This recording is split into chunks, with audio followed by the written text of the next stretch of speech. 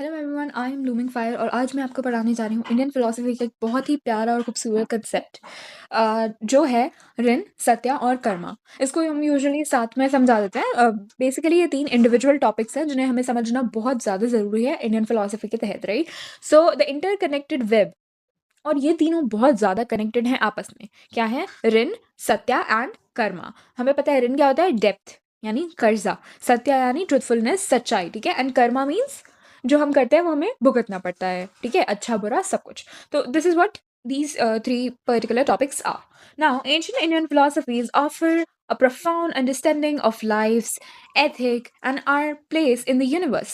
Concepts like rin, death or obligation, satya, truthfulness, and karma, action and consequences, form an intricate web that guides human conduct and spiritual evolution. मतलब ये बहुत interconnected है, ठीक है। और ये मतलब बहुत ही ज़्यादा लिंक्ड है आपस में।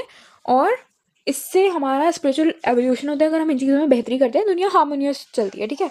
ये प्रिंसिपल बहुत ज़्यादा ज़रूरी है, ये दिखते नहीं है लेकिन ये बहुत प्रैक्टिकल है। और अगर हम इनको फॉलो करते हैं तो हमारी जो लाइफ है बहुत मीनिंगफुल और रिस्पॉन्सिबल हो जाती है, ठीक है। और इनका हमारे पास्ट, फ्यूचर, प्रेजेंट सब पे बहुत ज़्यादा असर पड़ता है। और हमारा जो कार्मिक साइकिल होती है, जो हमारे मेन पुरुषार्थास हैं, उनको फुलफिल करने में भी हमारे बहुत काम के होते हैं। क्या है 4 पुरुषार्थास? बताइए क्या है? धर्म, अर्थ, काम, मोक्ष। तो अगर हम अपने जो धर्म है, ये हमारा ऋण, सत्या एंड कर्मा धर्मा में भी आ रहा है, राइट। तो अगर वो होंगे तो हम मोक्षा की तरफ यानी लिबरेशन की तरफ जाएंगे, सेल्वेशन की तरफ जाएंगे। हम बुद्धिस्ट एथिक्स में से निर्वाणा भी कहते हैं। तो बेसिकली ये चीज़ है, ठीक है। जैसे कि मैंने आपको बताया, फिलोसफी को हमेशा कनेक्ट करके पढ़े, तो हम वही कर रहे हैं, ठीक है। उसको पीछे वाली हमारी जो फिलोसफी जो हम पढ़ के आए हैं, एथिक्स इन इंडियन फिलोसफी, उससे हम कनेक्ट करेंगे, ठीक है। द सपोजिशंस से हमारे इंडियन एथिक्स के। Now they highlight the cyclical nature of existence and the continuous interplay between our choices, their impact, and the resulting experiences. This presentation will explore these fundamental concepts, providing insight into their significance and practical application in daily life, ultimately fostering a holistic perspective on our individual and collective journeys. तो इस PPT में हम क्या पढ़ेंगे? इन तीनों के बारे में पढ़ेंगे और इनको अच्छे से समझेंगे। तो सबसे पहले हम पढ़ते हैं ऋण के बारे में, द कंसेप्ट ऑफ डेब्ट एंड ऑब्लिगेशन। तो ऋण क्या होता है? कर्जा, ठीक है। ऋण बेसिकली क्या होता है? कर्जा होता है, ठीक है। तो ऋण ऑफर ऑफन ट्रांसलेटेड एज डेप्थ और ऑब्लिगेशन, ठीक है, यानी मुझे किसी को वापस करना है, एक ऑब्लिगेशन है मेरे ऊपर, कर्जा है, ठीक है। वो हिंदू एथिक्स में बहुत ही प्रोमिनेंट है। क्यों है? क्योंकि ये बहुत कनेक्टेड है हर इंसान से और पूरे ब्रह्मांड यानी यूनिवर्स से, ठीक है। ये जो है बताता है, ये कॉन्सेप्ट बताता है कि हर जो इंडिविजुअल होता है ना, वो कुछ डेप्थ के साथ बॉर्न होता है, यानी कुछ इनहेरेंट, जिसको हम जेनेटिक्स कहते हैं। जैसे हम फॉल्ट कहते हैं ना कि किसी का फादर बहुत ज़्यादा इस टाइप का था तो उसका बच्चा भी थोड़ा वैसा होगा। मतलब फॉर एग्जाम्पल हम एबनॉर्मलिटी कह सकते हैं। तो यहाँ पर लेकिन माइंडसेट की बात हो रही है, ठीक है। मतलब ये एग्जाम्पल बहुत सुटेबल नहीं है, बट स्टिल कहते हैं ना कि बाप ऐसा था तो बच्चा ऐसा है, बाप भी चोर था बच्चा भी चोर है, या बाप ऐसा था, मतलब कुछ भी, मतलब ठीक है। तो मतलब इनहेरेंट होता है, कोई भी चीज़ होती है, माइंडसेट वगैरह, ये जेनेटिकली, न्यूरो साइंस में भी बहुत सारी चीज़ें होती हैं, ये जेनेटिक्स के थ्रू कुछ चीज़ें ट्रांसफ़र होती हैं, ठीक है। तो ये वो वाला डेप्थ है ये। लेकिन हम जब इंडियन फिलोसफी में बात कर रहे हैं तो हम कार्मिक डेप्थ की बात कर रहे हैं। जो पिछले जन्म में ऐसे काम किए होंगे तो इस जन्म में तुम्हारा मतलब ऐसी तुम्हारी लाइफ गुजर रही है। तो ये वो वाला हम इंडियन फिलोसफी में उस ऋण की बात करें, ठीक है। तो ये सिर्फ फाइनेंशियल डेप्थ की बात नहीं कर रहे हैं, ये हम मॉरल और स्पिरिचुअल डेप्थ की बात कर रहे हैं। और एक एस्पेक्ट की जो पूरी एग्जिस्टेंस बयां करता है कि पिछले जन्म में तुमने क्या किया था कि तुम इस जन्म में ऐसे हो, ठीक है। वो चीज़ें, अच्छा भी बुरा भी सब कुछ, ठीक है। तो अंडरस्टैंडिंग ऋण encourages a sense of gratitude and responsibility.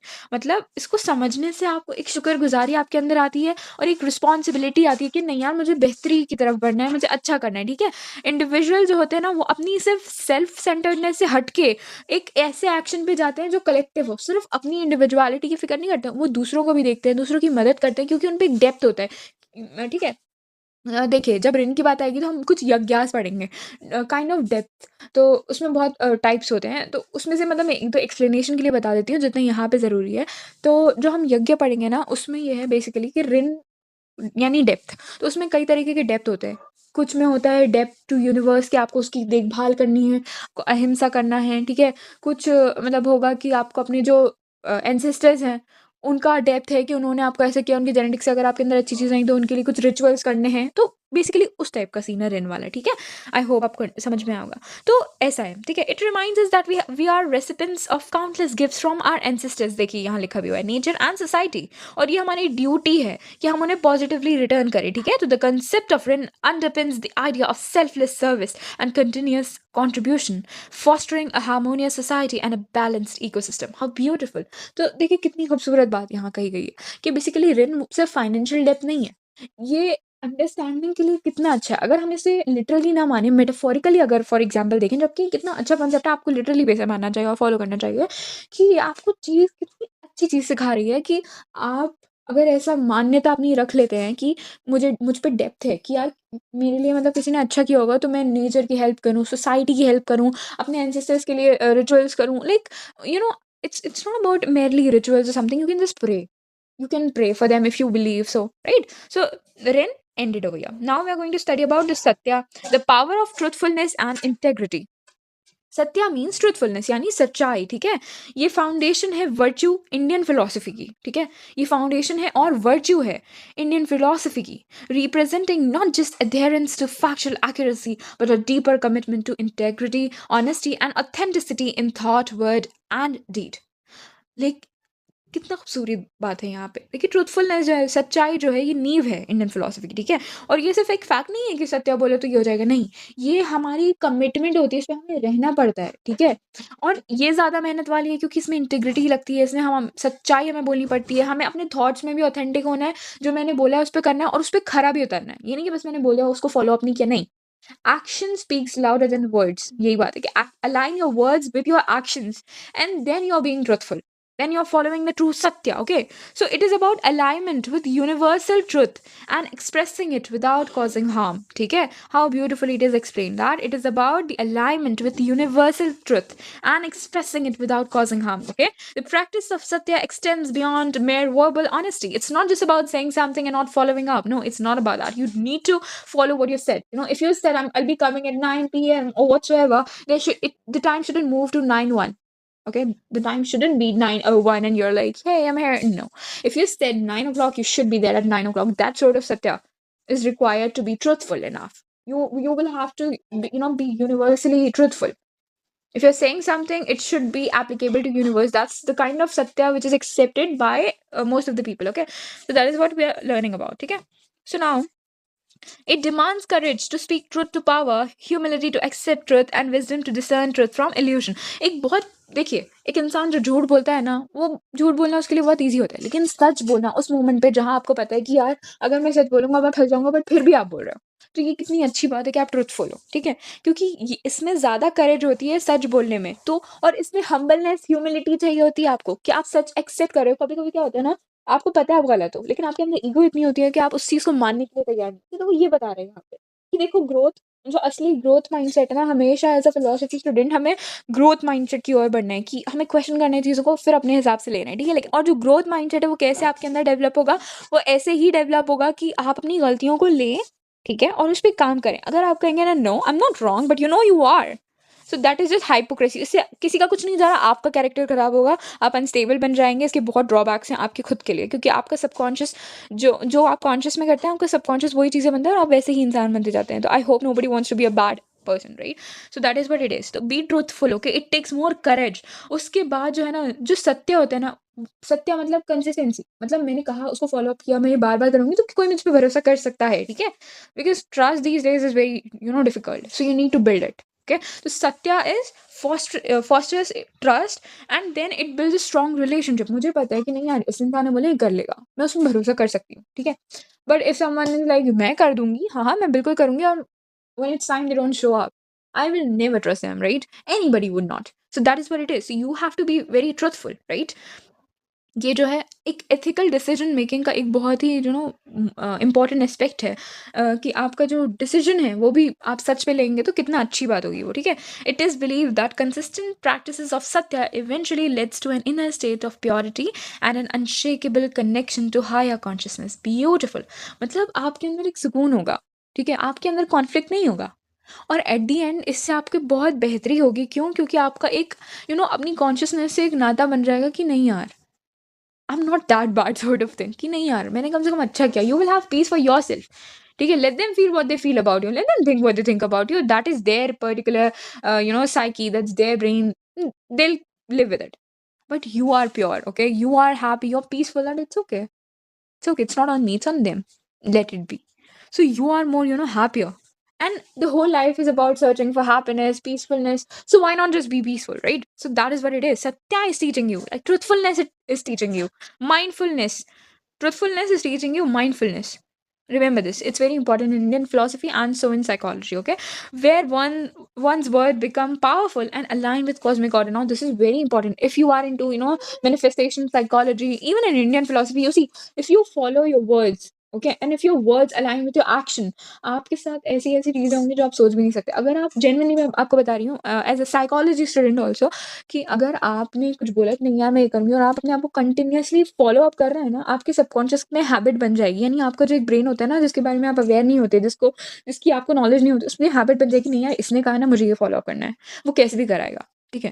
तो अगर आप अपने एक्शंस को कंसिस्टेंटली अपने आप से ट्रूथफुल रहोगे, आप फ़ॉलो अप करोगे ना कि नहीं इस पे जो पढ़ा था मैंने पढ़ लिया, इतना आज मैंने अपने लिए टारगेट किया था मैंने कंप्लीट कर लिया। ऐसे जब आप अपने लिए ट्रूथफुल होंगे ना तो क्या होगा? जब आप कभी-कभी ब्लफ भी करेंगे ना कि अरे देखना ऐसा हो जाएगा तो वो जेन्युइनली सच हो जाएगा। और उसके लिए मतलब यूनिवर्स क्यों? क्योंकि आप कहीं न कहीं ट्रुथफुल हो, ठीक है? तो ऐसा होता है मैनिफेस्टेशन साइकोलॉजी उन्हीं के साथ काम करती है जो ट्रुथफुल होते हैं, जो सोचते हैं, जो ध्यान लगाते हैं। वो भी इंसान है, आप भी इंसान हो। फ़र्क क्या है? फ़र्क यही है कि वो एथिकली करेक्ट होने की कोशिश करते हैं, वो ग्रो करने की कोशिश करते हैं, वो अपना ध्यान अपने ऊपर लगाते हैं, दूसरे लोगों के कंपैरिज़न जलने-कुड़ने में नहीं लगाते हैं, ठीक है? यही फ़र्क है। Now Karma, action, consequences and the cycle of cause and effect. अब कर्मा क्या है? एक्शन मतलब कार्य, उसका कॉन्सिक्वेंस, उसका कॉजेशन, ठीक है? मतलब क्या होगा क्या नहीं होगा वो चीज़। तो Karma is fundamental spiritual principal that describes the law of cause and effect. It states that every action, physical, mental, or verbal, generates corresponding reaction that will eventually return to the doer. This is not a system of divine retribution, but rather a natural law governing the universe similar to physics. तो कर्मा मतलब जो भी आप करोगे physical mental verbal वो सब आपके पास आएगा ठीक है ये एक डिस्ट्रीब्यूशन नहीं है Now, the concept of karma emphasizes personal responsibility for one's choices and their outcomes. ठीक है जो अच्छे कर्म होते हैं हमारे वो हमेशा अच्छी चीज़ों के साथ यानी मैंने कुछ अच्छाई करी है वो चाहे मुझे अभी ना मिले वो बाद में मुझे कहीं ना कहीं ज़रूर मिल जाएगा तो अच्छी चीज़ें हम करते हैं तो हमें अच्छी चीज़ें मिलती हैं जबकि अगर हम बुरी चीज़ें करते हैं तो उसके कॉन्सिक्वेंसेज भी बुरे होते हैं ठीक है तो ऐसा होता है ठीक है हमें कर्मा का कॉन्सेप्ट बहुत अच्छे से पता है कि हम कोई भी अच्छी चीज़ करेंगे किसी भूखे को खाना खिला देंगे किसी प्यासे को पानी पिला देंगे कहीं ना कहीं जब हमें ज़रूरत होगी हम किसी को एक्सपेक्ट भी नहीं कर रहे होंगे ठीक है तो हमारे लिए कुछ अच्छा होगा लेकिन एक बात याद रखें किसी के साथ अच्छा करके इंसानों से उम्मीद कभी ना लगाएं हमेशा अपनी दुआओं में ये याद रखें कि मैंने या रब तेरे इंसान के लिए किया लेकिन मुझे उससे मदद नहीं चाहिए मुझे तुझसे मदद चाहिए तो अब आप अगर नॉर्मल भी अच्छाइयाँ करते होंगे ना लेकिन आपके साथ ज़्यादा ही अच्छाई होगी क्योंकि आपने अब उससे उम्मीद लगाई है जो पूरी दुनिया को चलाता है इंसानों से नहीं जो सिर्फ अपना अपना चाहते हैं कहीं ना कहीं इंसान में बहुत ज़्यादा सेल्फिशनेस होती है तो बेसिकली आपको उम्मीद सिर्फ अपने रब्बुल आलमीन से लगानी है ठीक है अपने रब से लगानी अच्छा कर्मा हमेशा अच्छे चीज़ों के साथ निकलता है और जो बुरा कर्मा है वो बुरी चीज़ों के साथ निकलता है अगर हम हमारा इंटेंट बहुत मैटर करता है ठीक है हमें उम्मीद सिर्फ अपने रब्बुल आलमीन यानी अपने रब से अपने भगवान से लगानी है ठीक है और जो बुरे हम कर्म करते हैं वो हमेशा कहीं ना कहीं निकलता है ठीक है आप किसी का दिल दुखाओगे कोई और आपका दिल दुखा देगा कहीं ना कहीं किसी न किसी चीज़ से वो निकल जाता है ठीक है और जो पॉजिटिव कर्मा होता है वो कभी ना कभी रिजल्ट ज़रूर देता है और अंडरस्टैंडिंग यानी कर्मा को समझने से हमें ये पता चलता है कि जो हम कर रहे हैं वो हमें मिलेगा तो एक कहीं ना कहीं अच्छा करने की कोशिश करते हैं और बुरे से हम रिफ्रेन करने की कोशिश करते हैं कि यार अगर मैं कुछ अच्छा नहीं कर सकती तो एटलीस्ट मैं बुरा भी ना करूँ ठीक है तो इससे क्या होता है कर्मा के इफेक्ट्स बहुत अच्छे हैं कि हमारी जो सोसाइटी है वो बहुत हारमोनियस हो जाती है उसमें पीस फॉस्टर हो जाती है ठीक है हम क्योंकि हम सोच के कोई चीज़ कर रहे हैं कॉन्शियसली कर रहे हैं तो मैनिफेस्टेशन गेम हमारा बहुत अच्छा हो जाता है और जो अभी तक हमने पढ़ा जो हमारा ऋण था सत्य था कर्म था ये बहुत इंटरकनेक्टेड है जैसे कि हम समझते हुए आए हैं ठीक है और यहाँ पर हमारा ऋण सत्य और कर्मा का कॉन्सेप्ट एकदम कंप्लीट होता है इसमें देखें फ़िलॉसफ़ी जो है वो बहुत ज़्यादा ओपन टू इंटरप्रिटेशन है। आपको बेसिक जो है ना कॉन्सेप्ट समझना है। आपने समझ लिया अब इसके बाद आप इसमें जितने चाहें उतने एग्ज़ाम्पल्स ऐड कर सकते हैं और एग्ज़ाम्पल्स बहुत हो सकते हैं ऋण के क्योंकि ये फ़िलॉसफ़ी है। तो आपकी आपकी क्यूरियोसिटी, आपकी इंटरप्रिटेशन, आपका चाहिए, क्योंकि फ़िलॉसफ़ी जो है ना वो हर इंडिविजुअल के लिए सब्जेक्टिव हो सकती है। किसी के लिए कुछ अच्छा ही तो वो ऐसा है, ठीक है? तो जब आप लिखेंगे तो आपका पर्सपेक्टिव बिल्कुल कंसिडर किया जाएगा। तो बेसिकली मैंने आपको कॉन्सेप्ट समझा दिया है, आपको एग्ज़ाम्पल्स दिए हैं, लेकिन इसमें आप अपनी रियल लाइफ़ से कनेक्ट करके और एग्ज़ाम्पल्स लेकर आएँगे और आप फिर एग्ज़ाम पेपर में जब ऐड करेंगे, जैसे एक क्वेश्चन आता है, explain the concept of rin satya and karma together or individually, so you what will you have to do, ये जो यहाँ लिखा है इसके नोट्स बनाइए, ठीक है? और सर्च करिए कर्मा पे और पढ़ाई करिए, ठीक है? उसकी और एग्ज़ाम्पल्स लेकर आइए और फिर अपने एग्ज़ाम्पल्स उसको ऐड करेंगे तो एक वो बहुत ही क्लैरिटी दिखेगी और एक आपका काम दिखेगा अलग से। तो with this we came to an end with our session of rin, satya and karma, and I hope you will do well and good luck for your studies. Take care. Bye.